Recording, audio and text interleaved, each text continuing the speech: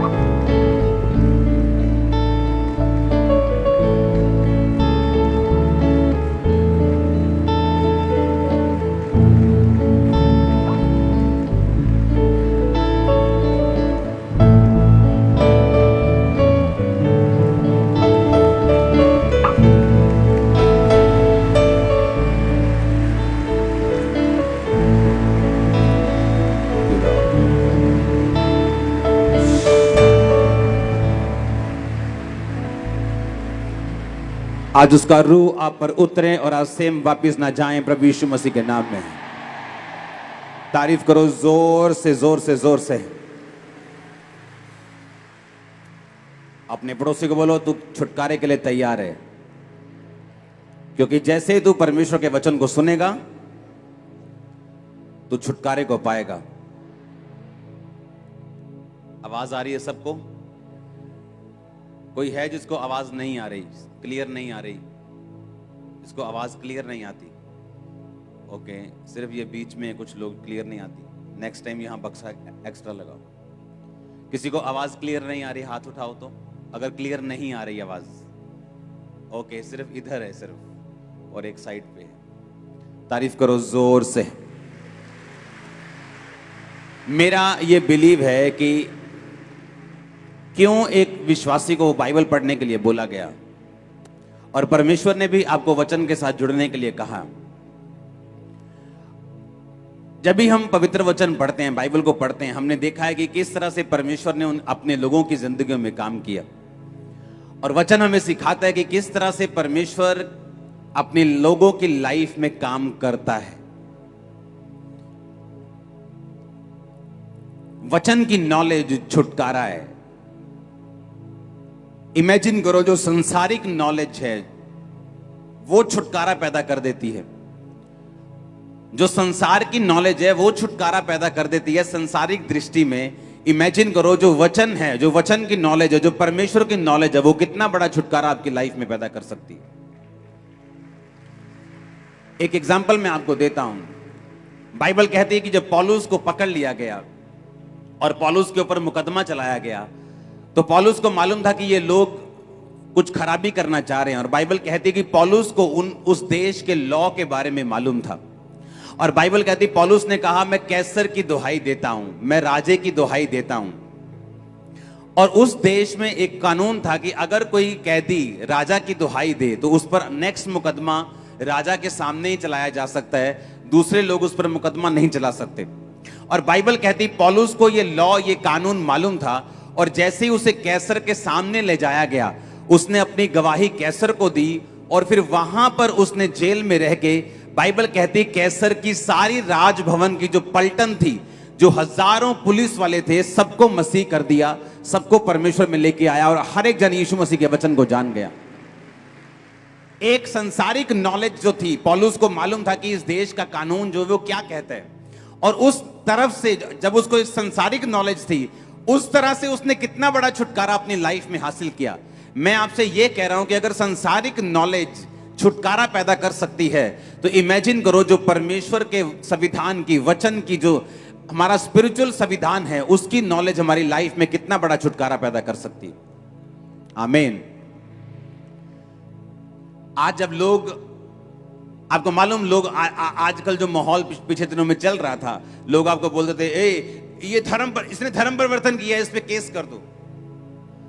तो मैंने अपने जो मेंटरशिप के पास्टर्स थे, मैंने उनको समझाया, मैंने कहा अगर कोई आपको ये बोले कि तूने धर्म परिवर्तन कर लिया, तेरे पे केस करेंगे। आप जानते हैं लॉ के मुताबिक, इंडियन कानून के मुताबिक धर्म परिवर्तन करना पाप नहीं है और लॉ के खिलाफ नहीं है।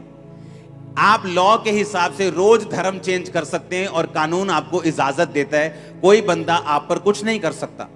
यहां तक कि, सुनो मेरी बात, लोगों को मालूम है ये बात कि हम धर्म नहीं बदलते हैं। हमने प्रीच किया है, हमने साबित किया है, लोगों ने साबित किया है, यहां आने वाले लोगों के नाम चेंज नहीं किए गए। उन्हें मालूम है ये बात कि हम धर्म नहीं बदलते, लेकिन फिर भी उनको कीड़ा है तंग करने का। और वो कैसे तंग करते हैं? तूने धर्म बदल लिया। और अगर आप लॉ के जानकार हों, अगर आपको लॉ का मालूम हो, अगर आप उसको आगे से पूछें कि इंडियन लॉ के मुताबिक क्या धर्म परिवर्तन करना अपराध है, अगर तो अपराध है तो मुझे अरेस्ट करो, अगर अपराध नहीं है तो मैं तुझे, जो मुझे लॉ के मुताबिक चलने से रोक रहा है, मैं तुझ पे कार्रवाई करवा सकता हूं और पुलिस को उस पे कार्रवाई करनी पड़ेगी। आपको पता है ये बात?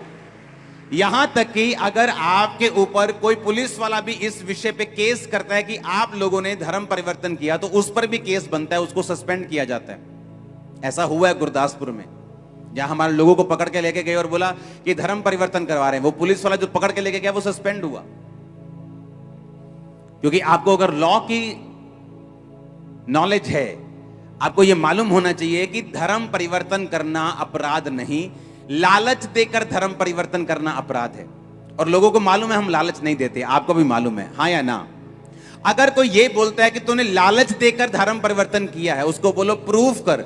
अगर तू प्रूफ नहीं कर पाया तो हम तुझ पे एक्शन लेंगे। अभी वो डर जाएंगे, मैं आपको बता रहा हूं। कोई बंदा प्रूफ नहीं कर पाया, जिस तरह एलियन है जी, एलियन यूएफओ दिखा, यूएफओ दिखा, बस वो एलियन दिखता है, ओरिजिनल में है नहीं। उसी तरह से धर्म परिवर्तन की बात सिर्फ एलियन है, कभी भी ओरिजिनल में साबित नहीं की जा सकती। 50 से 60 लाख लोग पंजाब में क्रिश्चियन है, अभी एक भी आप जगह साबित नहीं कर पाए कि हमने धर्म परिवर्तन लालच देके किया होगा, क्योंकि ये है ही नहीं। आमीन। मैं एक संसारिक नॉलेज की बात कर रहा हूं कि अगर आपको संसारिक नॉलेज है तो आप, अगर कोई आपसे बोले कि तूने धर्म, किसी भी बंदे को, दूसरे धर्म के बंदे को यह कहना कि मेरी चर्च में चल या मेरे धर्म को मान, तो ये सब छोड़ दे, ये भी अपराध नहीं है। आप किसी क्रिश्चियन को बोल सकते हो अपना क्रॉस उतार दे, चर्च में जाना बंद कर दे, हमारे धर्म में आ, ये अपराध नहीं है। आप लालच दे के बोलो, डरा के बोलो, धमका के बोलो, वो अपराध है। तो ये आपको अगर नॉलेज है तो ये आपके संसारिक छुटकारे का कारण बनती है। मैं आपको यह समझाने की कोशिश कर रहा हूं कि अगर एक संसारिक नॉलेज से आपको छुटकारा मिल सकता है, तो इमेजिन करो जो बाइबल की नॉलेज है, जो वचन की नॉलेज है, अगर आपको हो तो कितना बड़ा छुटकारा आप और आपका परिवार हासिल कर सकते हैं। इमेजिन करो, आज एक गवाही पाया हुआ विश्वासी और वो जो गवाही पे गवाही पाता जा रहा है, और दूसरा विश्वासी जो इंतजार कर रहा है, उन दोनों में एक ही फर्क है कि एक विश्वासी को यह समझ आ चुका है कि मुझे गवाही किस तरह से लेनी है। एक विश्वासी को समझ आ चुका कि बाइबल के वचनों पे मुझे किस तरह से चलना है, मुझे किस तरह से परमेश्वर को प्रसन्न करना है, कौन सा काम मुझे नहीं करना, कौन सा काम मुझे करना है। जब उसे ये समझ आ जाती है, वो संविधान को समझ जाता है, बाइबल के संविधान को, बाइबल की आयतों को समझ जाता है, परमेश्वर के वचन को समझ जाता है, वो छुटकारे में एंटर करता है और उसका घराना भी छुटकारे में एंटर करता है। Hallelujah, hallelujah. मैंने अपनी लाइफ में बड़ा छुटकारा देखा है और मेरा विश्वास है कि मैं आपको गाइड कर सकता हूं उस छुटकारे के लिए जो आपको चाहिए। मैंने अपनी लाइफ में हर तरह का छुटकारा देखा है, वो मेरे परिवार का हो, मेरे आत्मा का हो, मेरे शरीर का हो, मेरे फाइनेंस का हो, हर तरह का डिलीवरेंस, हर तरह का छुटकारा, हर तरह के डिलीवरेंस मैंने अपनी लाइफ में ग्रहण किए। और मैं आपकी अगुवाई कर सकता हूं हर तरह के डिलीवरेंस को लेने के लिए। कुछ लोग बोलते हैं यीशु मसीह सिर्फ आत्मिक डिलीवरेंस दे सकता है, ऐसा नहीं। वो आपको शारीरिक भी डिलीवर कर सकता है, स्पिरिचुअल डिलीवरेंस दे सकता है, फाइनेंशियल डिलीवरेंस दे सकता है।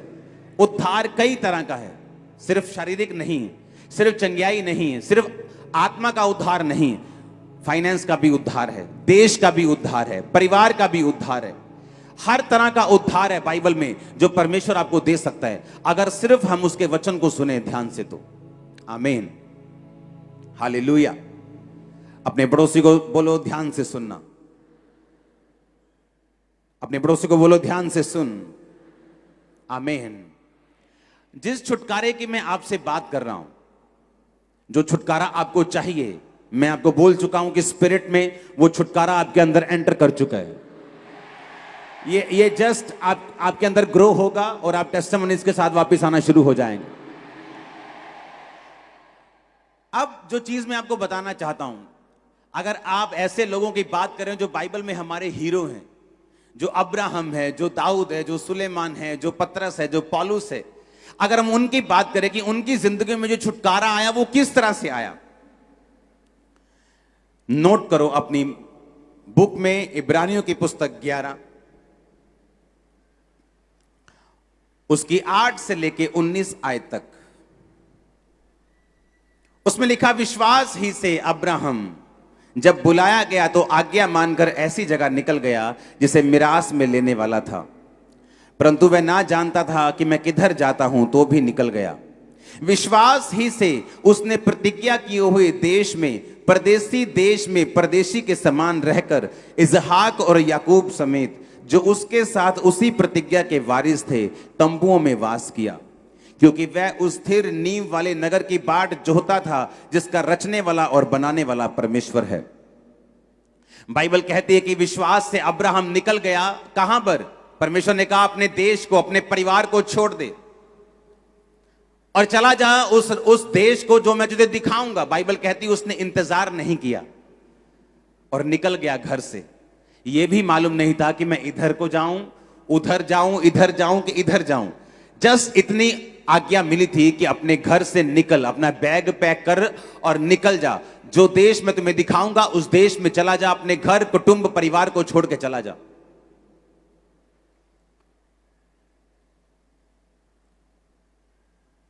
परमेश्वर ने कहा था जब महायाजक साल में एक बार गुनाहों के लिए लहू को बहाएंगे तो जो जानवर वो बलि करेंगे उसकी देह को छावनी के बाहर जलाया जाएगा। अगर उस जानवर की देह को छावनी के बाहर, शहर के बाहर, बस्ती के बाहर नहीं जलाया जाएगा तो तुम्हारा छुटकारा नहीं होगा। अब्राहम को भी परमेश्वर ने यही कहा, जब तक तू अपने कुटुंब, अपने परिवार, इन लोगों को छोड़कर, अपनी छावनी को छोड़कर नहीं जाता, मैं तेरा छुटकारा नहीं कर सकता। तुझे मिस्र को छोड़ना होगा, पुरानी जिंदगी को छोड़ना होगा, पुराने तौर तरीकों को छोड़ना होगा, तो मैं उस छुटकारे को कर सकूंगा जो मैंने तेरे लिए सोचा हुआ है। अपनी पुरानी जिंदगी में, अपनी पुरानी जिंदगी के रीति रिवाजों में, अपनी पुरानी जिंदगी के तौर तरीकों में रहकर आप परमेश्वर से वो छुटकारा हासिल नहीं कर सकते जिसके लिए परमेश्वर आपको अपने पास बुलाना चाहता है। और बाइबल कहती है जब परमेश्वर ने उसको कहा कि तू अपने कुटुंब को छोड़कर, तो बाइबल कहती है अब्राहम जब बुलाया गया, आज्ञा मानकर ऐसी जगह निकल गया जिसे मिरास में लेने वाला था, पर नहीं जानता था कि मैं किधर जाता हूं।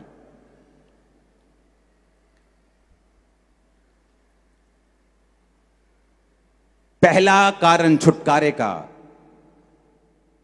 आपको पुरानी जिंदगी से निकलना पड़ेगा अगर आप छुटकारा चाहते हैं तो। नोट करो, पुरानी जिंदगी में रहकर, उसके तौर तरीकों से रहकर आप नए छुटकारे को हासिल नहीं कर सकते। व्यवस्था विवरण 18 उसकी 9 से 13 आयत में लिखा हुआ, मैं इसको पढ़ूंगा, आप इसको सिर्फ सुनेंगे। जब तू उस देश में पहुंचे जो तेरा परमेश्वर यहोवा तुझे देता है, तब वहां की जातियों के अनुसार घिनौना काम करना ना सीखना। तुझ में ऐसा ना हो कोई अपने बेटे या बेटी को बलि करके चढ़ाए, या किसी से भविष्य पूछे, या शुभ अशुभ मुहूर्तों को माने, या टोने और तांत्रिक या भविष्य पूछने वाले या भूत को साधने वाले या भूत को जगाने वाले लोगों के पास जाएं। जितने ऐसे काम करते वो यहोवा के लिए घृणित हैं। मेरी दाहिनी आंख फड़क रही है, आज कुछ अच्छा होगा। मेरी बाहिनी आंख फड़क रही है, आज कुछ बुरा होगा। परमेश्वर कहता है जब तक तुम इन चीजों से नहीं निकलोगे, मेरा किया हुआ छुटकारा तुम्हें कभी नहीं मिलेगा। मैं घर से निकलूंगा 12:15 बजे, 11:45 नहीं निकलूंगा। मैं इस दिन को कार नहीं खरीदूंगा, मैं इस दिन को यह चीज नहीं लूंगा।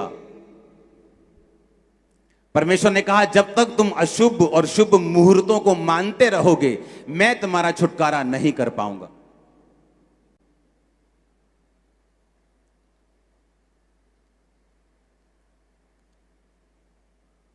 ये शाम को नहीं काटना, शाम को ये सफाई ना करना, सुबह को ये करना, दोपहर को ये करना, शाम को ये करना। परमेश्वर ने कहा जब तक तुम इन चीजों को मानते रहोगे, मैं तुम्हारा छुटकारा कभी नहीं करूंगा। उसने कहा अब्राहम मैं तुम्हें छुटकारा देना चाहता हूं, लेकिन तुझे अपने कुटुंब को छोड़कर निकलना पड़ेगा, क्योंकि जब तक तू इन लोगों में रहेगा तुझे इन्हीं के अनुसार चलना पड़ेगा, और जो मैं तेरी जिंदगी में करना चाहता हूं मैं नहीं कर पाऊंगा।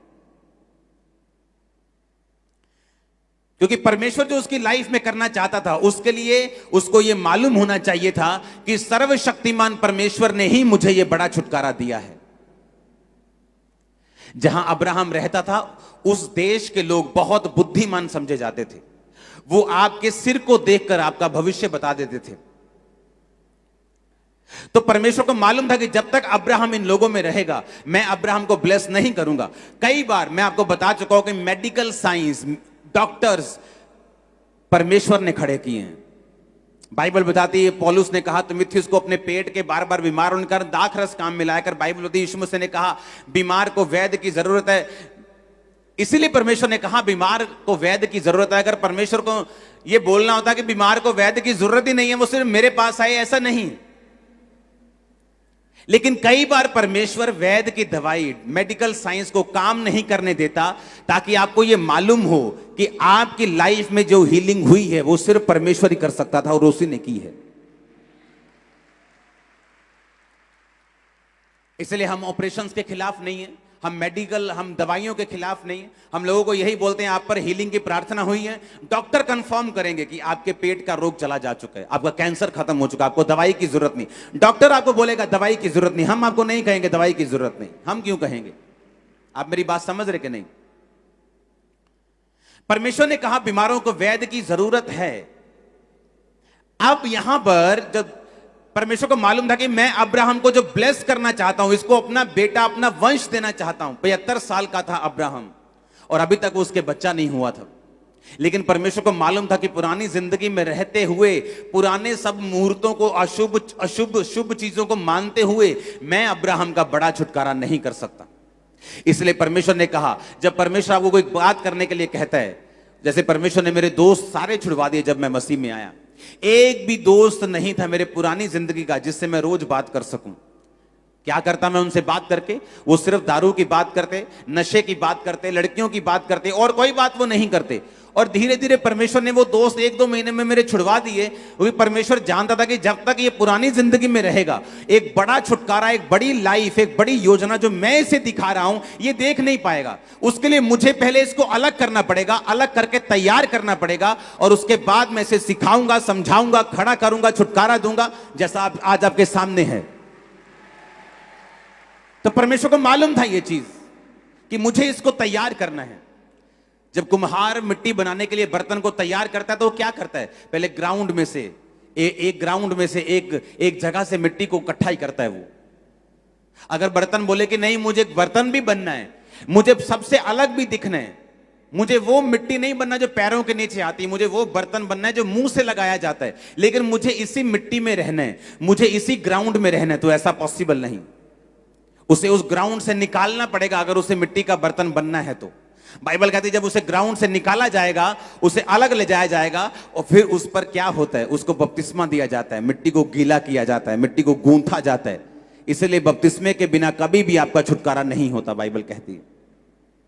और जब आपका बपतिस्मा दिया जाता है, मिट्टी को बपतिस्मा देने के बाद उसे गूंथा जाता है, उसे मारा जाता है, जैसे परमेश्वर आपकी परीक्षा करता है, उसमें से रोड़ों को, उसमें से वट्टों को निकाला जाता है। जिस तरह परमेश्वर आपकी कमियों को निकालता है, आपको छुटकारा देने से पहले, आपको मनपसंद बर्तन बनाने से पहले वो आपके व्यभिचार को निकालता है, चोरी को निकालता है, मूर्ति पूजा को निकालता है, वो चीजों को खत्म करता है जो आपकी लाइफ में सही नहीं।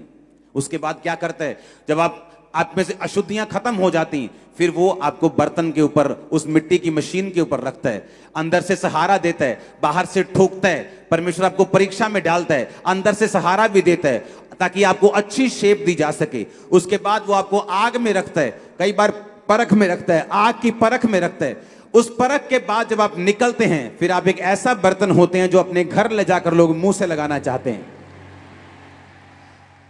एक बात याद रखो, हर चीज के लिए छुटकारा दिया गया है, हर चीज के लिए प्राइस पे किया गया है।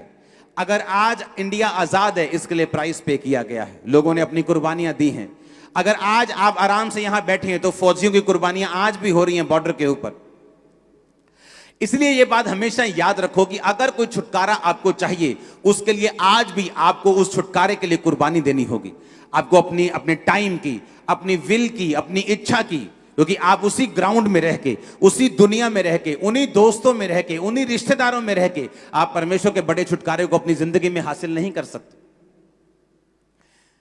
परमेश्वर ने क्या कहा? परमेश्वर ने कहा तुम में कोई ऐसा ना हो जो अपने बेटे या बेटी को बलि चढ़ाए, भविष्य पूछने वाला हो, शुभ अशुभ मुहूर्त को मानने वाला हो, तो मैं तुम्हारा छुटकारा फिर नहीं कर पाऊंगा। हालेलुया। औरतों को आदत होती सबसे ज्यादा ये चीजों को मानने की, और इसलिए सबसे ज्यादा बंधन भी उन्हीं की जिंदगियों में रहते हैं। परमेश्वर ने कहा जब तुम मसीह में हो, सब कुछ नया हो चुका है। तुम 12:15 निकलोगे या 11:15, तुम्हारे लिए ब्लेसिंग होगी। तुम जिस मर्जी वार को निकलोगे ब्लेसिंग होगी, जिस मर्जी वार को जो मर्जी खाओगे ब्लेसिंग होगी। वहां आमीन ऊंचा चाहिए।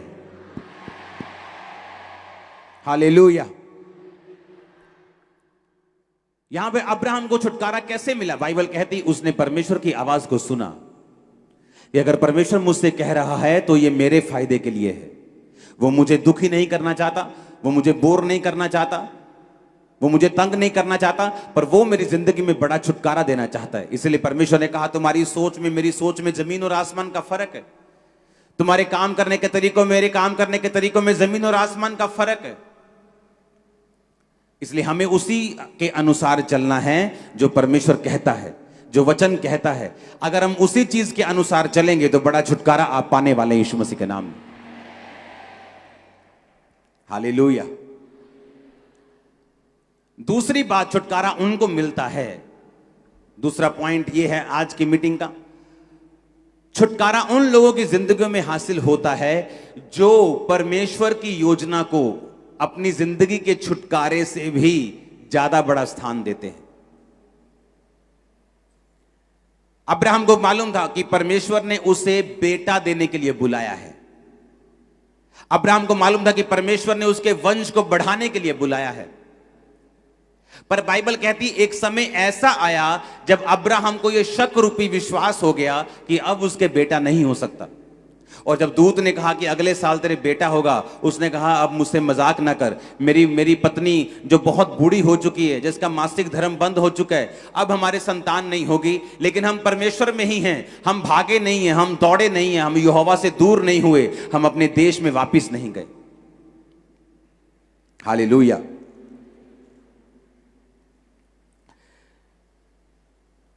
उसने कहा उन्होंने पराये देश में परदेसी के समान उन दिनों को बिताया जब लोगों की जिंदगी में गवाही नहीं बनती। उनके अपने लोग उन्हें खींचते हैं, पुरानी जिंदगी उन्हें खींचती है, पुराने लोग, पुराने रीति रिवाज, पुराने रिश्तेदार उन्हें खींचते हैं, शैतान उन्हें खींचने की कोशिश करते हैं।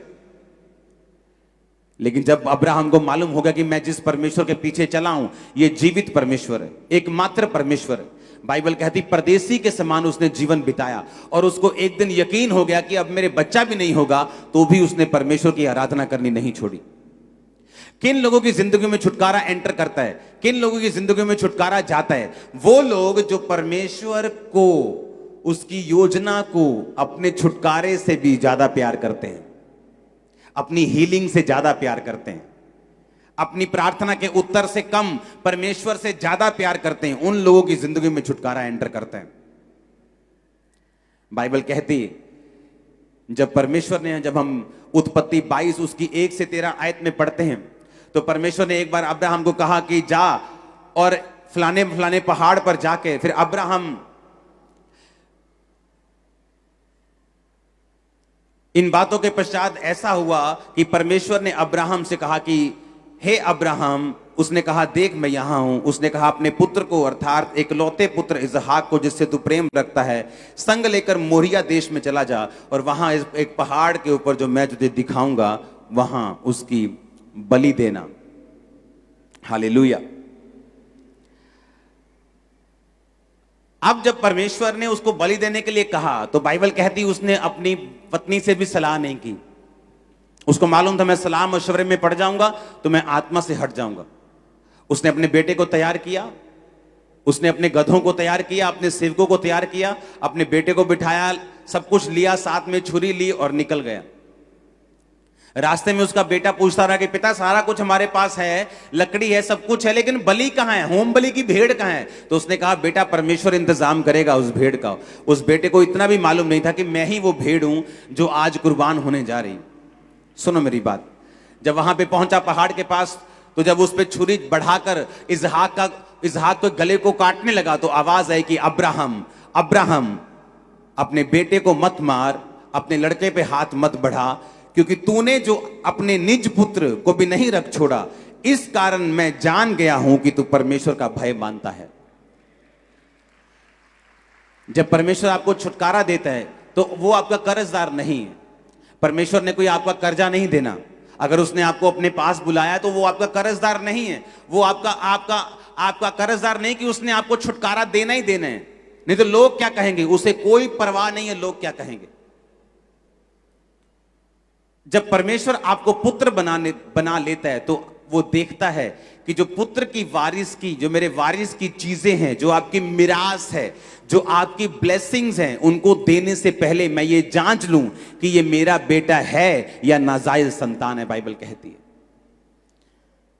अब अब्राहम को यह चीज मालूम थी कि परमेश्वर होम बलि इंसानों की नहीं लेता, लेकिन परमेश्वर ने जानबूझ के उसकी परीक्षा की, जा और अपने बेटे को चढ़ा दे। वो बेटा इमेजिन करो जो 25 साल की परीक्षा के बाद अब्राहम को मिला था, और उस बेटे को बाइबल कहती ये सोच के अब्राहम चढ़ाने के लिए गया कि जब अंत के दिनों में हम सब जी उठेंगे तो मेरा बेटा भी जी उठेगा।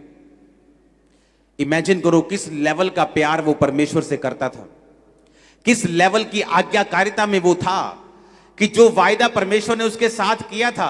जब उसकी जिंदगी में 2 बड़े इंसिडेंट ऐसे हुए, एक बच्चा होने से पहले, एक बच्चा होने के बाद, जब उसे लगता था कि ये चीजें खत्म हो जाएंगी और ये वायदा पूरा नहीं होगा, तब भी उसने परमेश्वर के साथ चलना छोड़ा नहीं। और बाइबल कहती है जब वो छुरी चलाकर उसे मारने लगा तो परमेश्वर ने कहा आज मैं जान गया हूं कि तू मुझसे प्यार करता है, आज मैं जान गया हूं।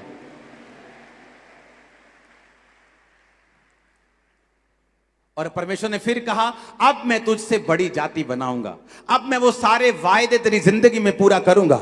मेरा परमेश्वर आपको अब्राहम के समान बढ़ाए, वो आपकी जाति को इसहाक के समान बढ़ाए, वो आपके लोगों को अपने समान बढ़ाए। आमीन। ऊंचा ये बरकत आपकी है। Hallelujah, hallelujah. बाइबल कहती जब अब्राहम ने इधर उधर देखा तो वहां भेड़ फंसी हुई थी। जब उसने देखा, आंखें उठाई, तो क्या देखा कि एक मेढ़ा, 11-13 आयत में लिखा, एक सींगों के समेत अपनी झाड़ी में फंसा था। आप जानते हैं अब्राहम जब घर से निकला, मैं आपको वचन इसलिए सिखा रहा हूं कि आपको मालूम हो कि अगर किसी ने छुटकारा पाया है तो इत्तेफाकन नहीं पाया, उसकी जिंदगी में कोई इत्तेफाक नहीं हुआ, या परमेश्वर ने पार्शलिटी नहीं की, इसको दूंगा इसको नहीं दूंगा, इसको दूंगा, ऐसा नहीं किया। अगर उसने छुटकारा पाया तो उसके पीछे कारण क्या था कि उसने एक बड़े छुटकारे को अपनी जिंदगी में हासिल किया। बाइबल कहती जब उसने इधर उधर देखा तो एक मेढ़ा झाड़ियों में, लकड़ियों में फंसा हुआ था। आप जानते जब अब्राहम घर से निकला तो वो लकड़ियां लेकर निकला था। वो ये भी सोच सकता था कि लकड़ियां मैं पहाड़ पे जाके ले लूंगा, पहाड़ में भी तो लकड़ियां हैं ना, उन्हीं लकड़ियों में तो वो मेढ़ा फंसा हुआ था, हां या ना। लेकिन अब्राहम इस कॉन्शियसनेस में था कि जो लकड़ी मैं परमेश्वर के लिए यूज करूंगा वो मेरे अपने घर की होनी चाहिए। मैं जो ऑफरिंग परमेश्वर को दे रहा हूं मैं उसे फ्री में कहीं से हासिल नहीं करूंगा। जिस जगह पर दाऊद को परमेश्वर ने दर्शन दिया उस जगह को दाऊद ने खरीदना चाहा तो खरीदार ने कहा तू ऐसे ही मुझसे ले ले। उसने कहा मैं इस जगह का पूरा प्राइस तुझे दूंगा, मैं यहोवा की कोई भी चीज को फ्री में नहीं करूंगा। ये एक निशानी थी अब्राहम के बोने वाले जीवन की, कि वो कॉन्शियस रखता था कि परमेश्वर के लिए मैंने कुछ भी ऐसा नहीं करना जो फ्री में हो। उसे मालूम था, घर से लकड़ियां लेके वो चला और बाइबल कहती परमेश्वर ने भेड़ का इंतजाम किया।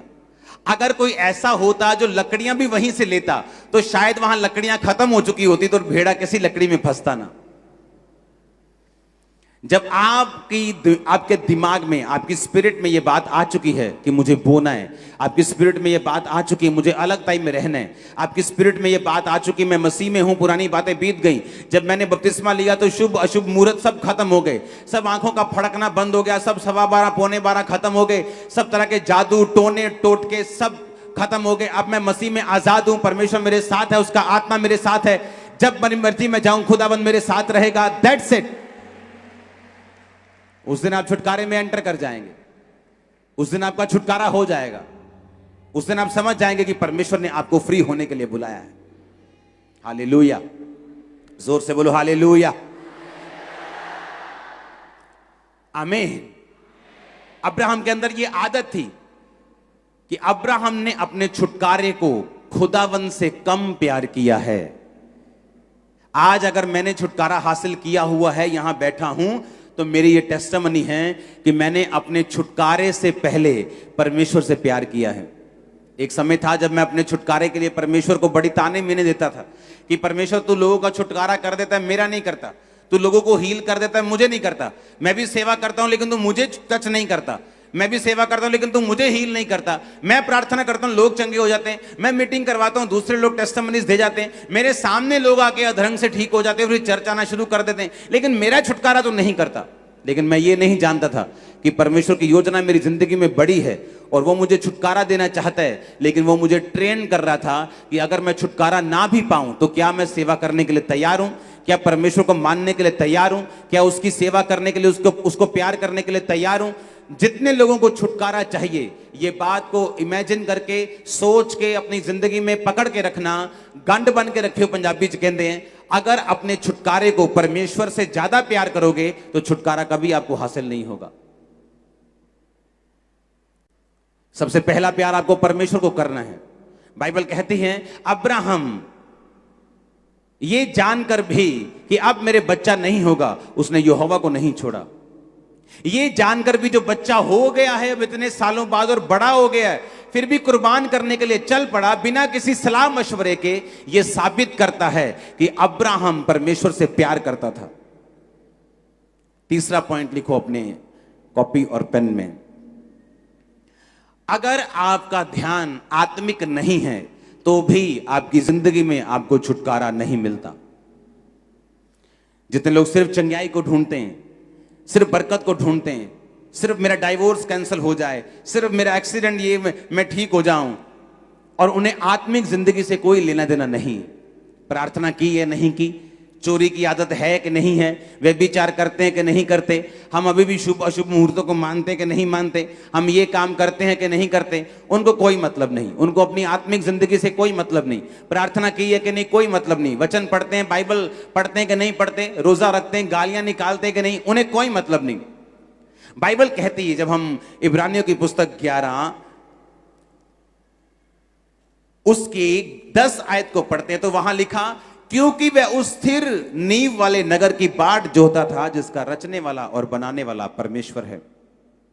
बाइबल कहती है कि जब अब्राहम को यह मालूम हो गया कि मेरे बच्चा नहीं होगा, तो क्या ऐसी सोच थी उसके दिमाग में जिस सोच ने उसको ये परमेश्वर में बनाए रखने पर मजबूर कर दिया कि अब तेरे बच्चा नहीं होगा तो आगे क्या। बाइबल कहती वो उस स्थिर रहने वाले, फिर से पढ़ेंगे 10 आयत को, क्योंकि वह उस स्थिर नींव वाले नगर की बाट जोता था जिसका रचने वाला और बनाने वाला परमेश्वर है। बाइबल कहती है धरती और पृथ्वी, धरती और आसमान हिलाए जाएंगे, धरती पर कोई भी नगर स्थिर नींव वाला नहीं है, धरती का कोई भी नगर स्थिर नींव वाला नहीं है। क्योंकि बाइबल कहती है कि धरती और आसमान हिलाए जाएंगे, जब आगमन होगा, जब न्याय होगा तो ये हिलाए जाएंगे। ये किस स्थिर नींव वाले नगर की परमेश्वर बात कर रहे हैं? परमेश्वर हेवन की बात कर रहे हैं। जब अब्राहम को ये बात मालूम हो गई कि मैं शायद ये छुटकारा ना पाऊं, तो बाइबल कहती उसने ये सोच लिया था कि कोई बात नहीं, अगर मैं इस दुनिया में आशीषित इस आशीष से नहीं हुआ तो भी मैं स्वर्ग में जा रहा हूं, मैं उद्धार पा चुका हूं, मैं यहोवा के पास जा रहा हूं। कोई भी विश्वासी अगर इस सोच को नहीं रखता तो मैं आपको बता सकता हूं लाइफ में कहीं ना कहीं जाकर वो छुटकारे को नहीं हासिल कर पाएगा और कहीं ना कहीं जाकर वो अटक जाएगा, कहीं ना कहीं जाकर शैतान उसे फंसा लेगा, कहीं ना कहीं जाकर उसकी ग्रोथ, उसकी जिंदगी की आत्मिक ग्रोथ, उसका कहीं ना कहीं वो स्टक हो जाएगा, कहीं ना कहीं वो फंस जाएगा अगर उसकी सोच ये नहीं है। बाइबल कहती है जब अब्राहम को विश्वास हो गया कि अब मेरी जिंदगी में बेटा नहीं होगा, बाइबल कहती किस कारण वो बना रहा परमेश्वर में, क्योंकि वो स्थिर नींव वाले नगर की बाट जोता था जिसका रचने वाला और बनाने वाला परमेश्वर है। अब्राहम ये सोच चुका था कि कोई बात नहीं, अगर ये ब्लेसिंग मेरी लाइफ में नहीं है मैं स्वर्ग जा रहा हूं, कोई बात नहीं, अगर बेटा नहीं हुआ मैं स्वर्ग जा रहा हूं, कोई बात नहीं, अगर फाइनेंशियल ब्लेसिंग नहीं है मैं स्वर्ग जा रहा हूं, कोई बात नहीं, अगर हीलिंग नहीं हुई मैं स्वर्ग जा रहा हूं। परमेश्वर ने कहा अगर तुम्हारा ऐसा विश्वास नहीं है तो शैतान तुम्हारे अंदर रुकावटों को पैदा करेगा, तुम्हारी हीलिंग में रुकावट होगी, तुम्हारे छुटकारे में रुकावट होगी, क्योंकि शैतान को अगर ये बात समझ आ गई कि अगर वो तुम्हारी हीलिंग को रोक ले तो तुम परमेश्वर से रुक जाओगे, वो तुम्हारी हीलिंग को रोक लेगा। क्योंकि शैतान को वो बड़ा इंटरेस्टेड है तुम्हारे उद्धार को खत्म करने के लिए, वो बड़ा इंटरेस्टेड है कि तुम्हारा उद्धार जो है वो कभी ना हो, वो बड़ा उसको तुम्हारी हीलिंग रोकने से कोई लेना देना नहीं, उसको हीलिंग ना हो, छुटकारा हो, पैसे की बरकत मिले, उसको कोई लेना देना नहीं। वो इन चीजों को रोकता है ताकि तुम्हारे उद्धार पर चोट कर सके, तुम्हें परमेश्वर से दूर लेके जा सके। और बाइबल कहती अब्राहम इसीलिए बना रहा क्योंकि उसका जो दिमाग था वो उद्धार की ओर था, वो मुक्ति की ओर था, कि वो उस स्थिर नींव वाले नगर की बाट जोता था। पढ़ेंगे उस आयत को, जिसका रचने वाला और बनाने वाला परमेश्वर है। आमीन।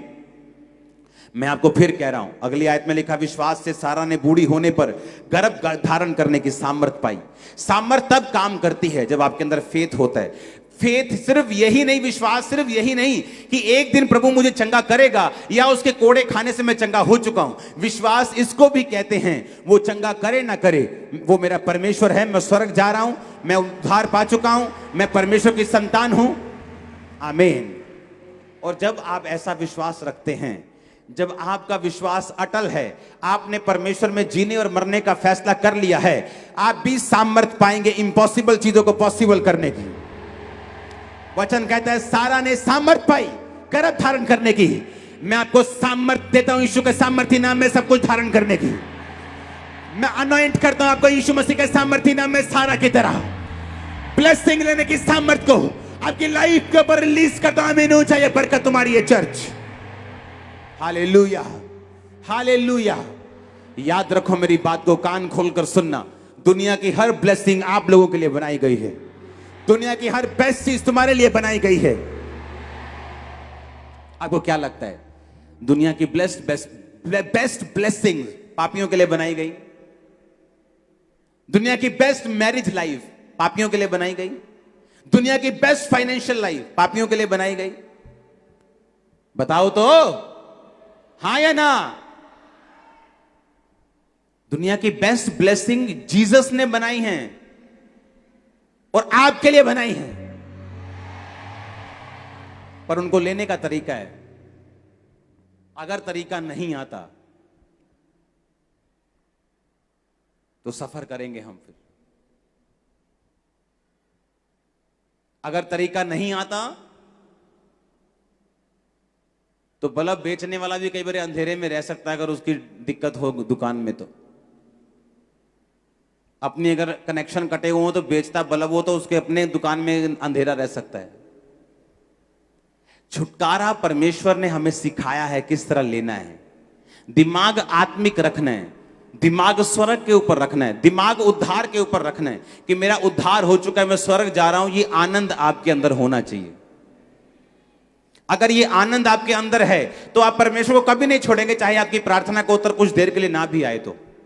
लेकिन अगर ध्यान आत्मिक नहीं है, अगर ध्यान स्वर्ग की ओर नहीं है, अगर ध्यान धरती की चीजों की ओर है, तो जहां फिर आपको ये चीजें ऑफर होंगी फिर आप वहां पर भागेंगे।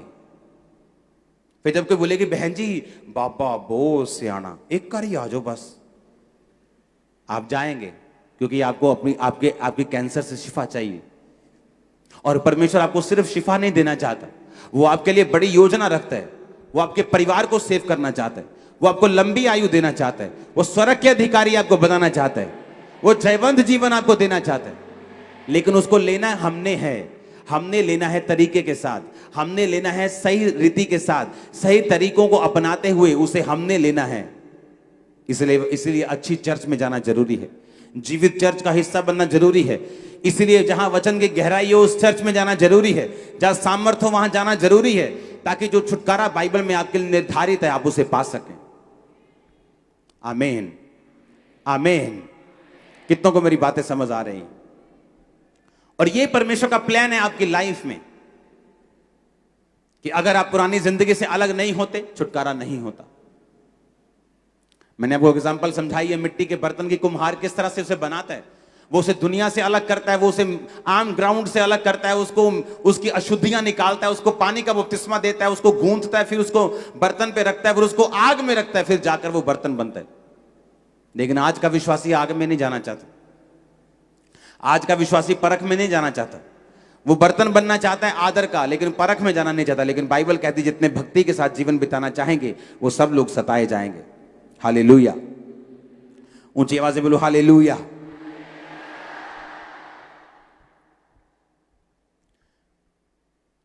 पंद्रह आयत में लिखा, इब्रानियों 11 उसकी 15 आयत, और जिस देश से वो निकल आए थे यदि उसकी सुधि करते तो उन्हें लौट जाने का अवसर था, परंतु वे एक उत्तम अर्थात स्वर्गीय देश के अभिलाषी हैं, इसलिए परमेश्वर उनका परमेश्वर कहलाने में उनसे शर्माता नहीं, क्योंकि उनके लिए एक नगर तैयार किया गया है। बाइबल कहती है यदि वो उस देश से जहां से निकल आए थे उसको याद करते, कितना सोना यार मैं पैग लांदा सी। हाँ, जैसे मिस्री बोलते थे, ओ यार किथे ले आया तू, अं उथे क्या प्याज खाते थे, वहां पे हम लहसन खाते थे, मछलियां खाते थे, कहां जंगल में तुम मन्ना मन्ना करी जा रहे हो, रोज बोर हो गए मन्ना खा खा के हम। पुराने देश को याद करना, पुराना सिगरेट, पुराना सूटा, पुरानी पंग, पुरानी सहेली, पुराना सहेला, उसको याद करना। उसने कहा अगर तुम उन चीजों को याद करते तो उन्हें लौट जाने का अवसर होता। अगर मुझे लौटना नहीं है वापिस तो मैं याद क्यों करूंगा? फिर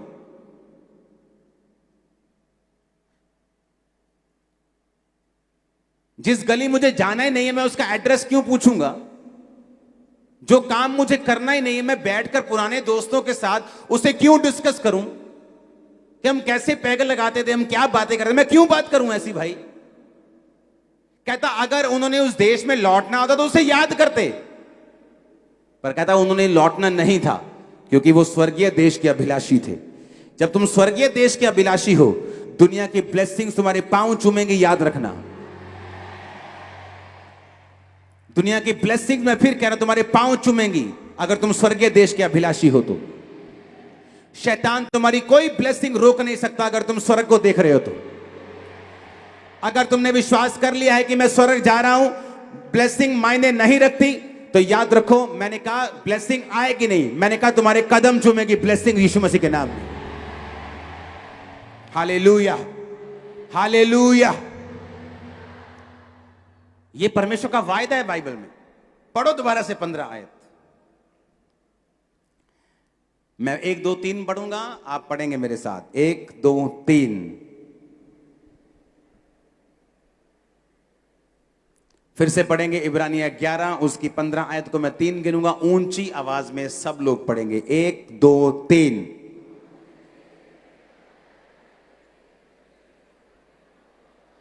अभी भी मजा नहीं आया मेरे को, और ऊंची आवाज में चिल्लाकर पढ़ेंगे। 1 2 3।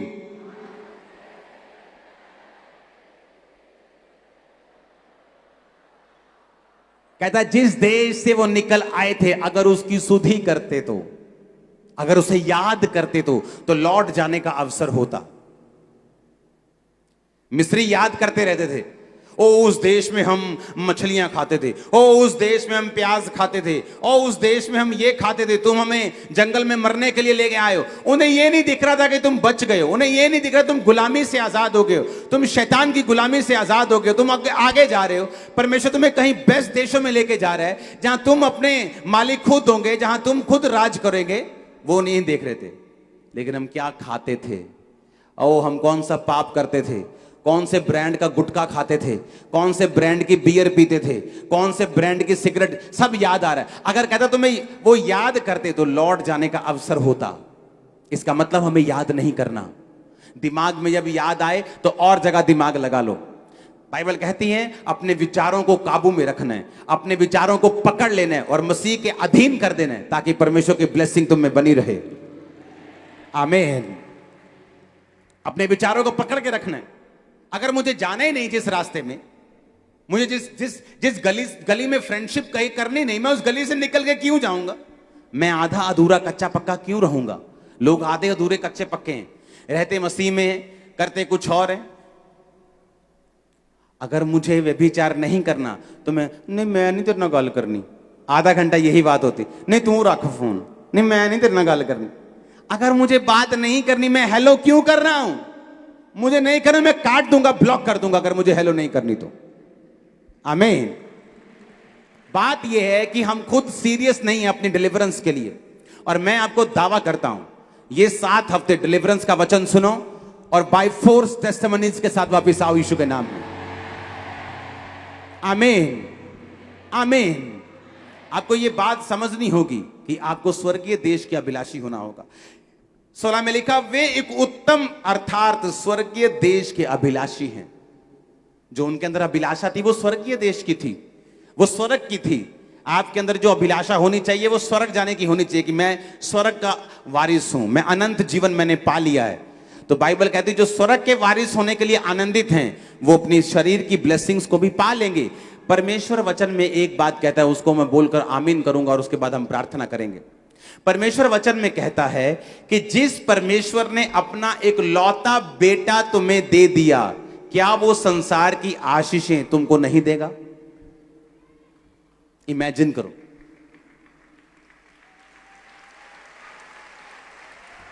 इमेजिन करके देखो कि आप किसी के घर में जाएं,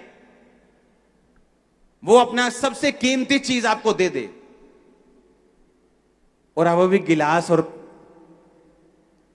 टिंडे पांडों के लिए रोते रहे। वो बोले यार चंगा बंदा है यार है, मैंने अपनी सबसे कीमती प्रॉपर्टी 500 करोड़ की इसको दे दी हाथ में, ये पेपर इसके हाथ में, और ये पानी के लिए रो रहा है, रोटी के लिए रो रहा है।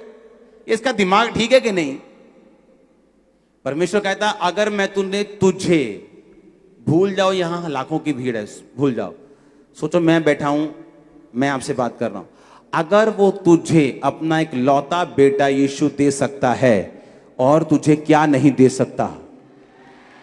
जस्ट तरीका सीखना है लेने का, जस्ट तरीका सीखना है, जस्ट डिलीवरेंस में एंटर करना है और वर्ड को मानना है। आमीन। सब जन खड़े हो जाओ, अपने हाथों को उठाओ और हिलाओ और वर्शिप में जाओ 1 सेकंड के लिए।